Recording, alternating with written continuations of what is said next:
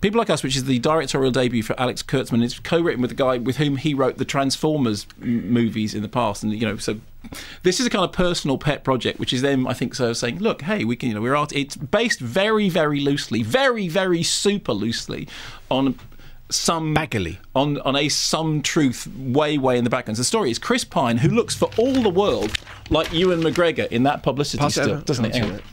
Might hold it up to the camera as a treat. Yeah, he does. He does. He's a slimy, wise-talking businessman. He's estranged from his record producer father. When his father dies, he misses the funeral, and then he goes, much to the disgust of his mum, played by Michelle Pfeiffer. Played by Michelle Pfeiffer, apparently downplaying in non-glamorous mode, although this is obviously a new use of the phrase non-glamorous I hadn't previously encountered. He discovers that his dad, from whom he was estranged, has left him nothing but his vinyl collection and a shaving kit. In the shaving kit, he finds $150,000 and a note which says, take this money and give it to this woman. She's really, really good and nice. He thinks at the beginning that the woman is his dad's mistress. Of course, it turns out, no, it's in fact his half-sister. Here's a clip.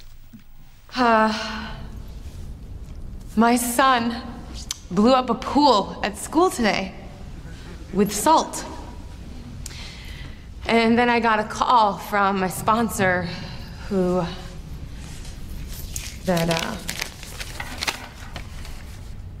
American record producer Jerry Harper died in Los Angeles Tuesday after a long battle with cancer. He was 63.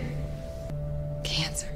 From the mid-70s to mid-80s, Harper was known as a pioneering producer and A&R man who never achieved the fame or credit he deserved. He is survived by his wife and son. So, it's official. I don't exist. Woohoo! Woohoo, indeed. So there's in the notes it talks about Kurtzman saying that the true story from which he was drawing was the idea of that there was his own father had another family about which he knew, but he'd never met them, and he'd always wondered about what would it be if I'd actually met, one of my brothers and sisters, and I didn't know that was who they were. And then he tells this story in the notes. He said, he started wondering about writing a script about that. Then it says, quote, in an uncanny and totally serendipitous moment, Kurtzman met his half-sister at a party the very same day that he came up with that as an idea. A woman walked up to me, he said, and said, I'm your sister, which is exactly what a real person would do.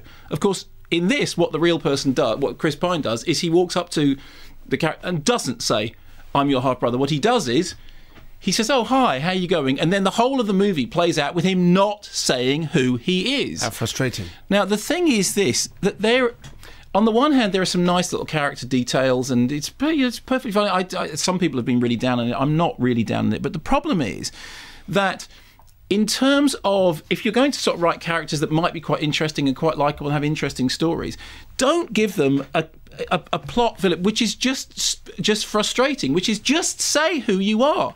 So he starts hanging out with this woman and her kid, and he starts ingratiating her into himself into their lives.